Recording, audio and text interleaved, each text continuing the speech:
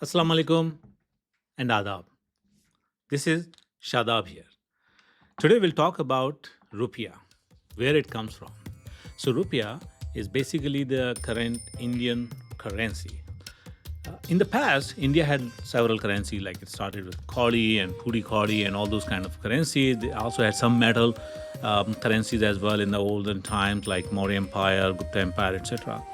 When Delhi Sultanate came, they actually started doing the currencies which were published in the name of like Tanka and Chittal, and then they also had like different metal currencies, the silver, the gold, and the dam. But again, they tried to standardize it, but it was not very well standard until Sher Shah Suri came actually, and then he adopted Rupiah. He basically got this created in silver, and he called it Rupiah for the first time.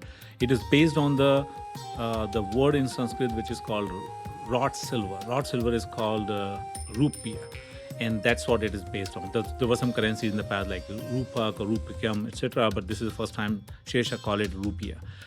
Sher Shah's genius was to standardize it at 178 grains, roughly about 11.66 grams of silver. And then Rupiah became actually the currency. In the gold, it was called Mohar, which was actually continued from the older time, like the Delhi Sultanate had it, and the dam were actually the copper currency. So that continued, and then finally became the standard of the currency, which was adopted by British, Mughal, everybody, and it spread throughout the empire, not just South Asia during the Mughal, but also during the British Empire all the way. So it was also the currency actually used in the Gulf countries, even some countries in the Africa as well, had the same currency until they adopted their own in 50s and 60s or even earlier on. Currently, it is actually also the currency in Indonesia, in Pakistan, Sri Lanka, Mauritius, Seychelles, and Nepal.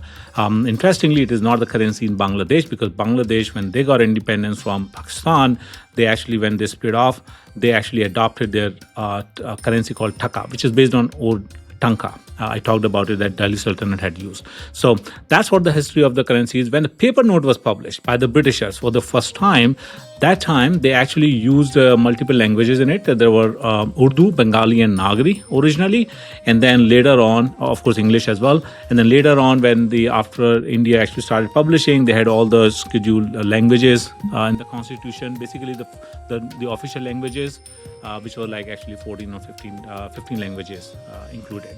So today, if you see that, you will see that there are two actually Perso-Arabic script on it. One is the Kashmiri, and then at the bottom you will find the Urdu, which is basically the official language of Jammu and Kashmir, as well as Andhra, Bihar, Delhi, and a bunch of other states as well.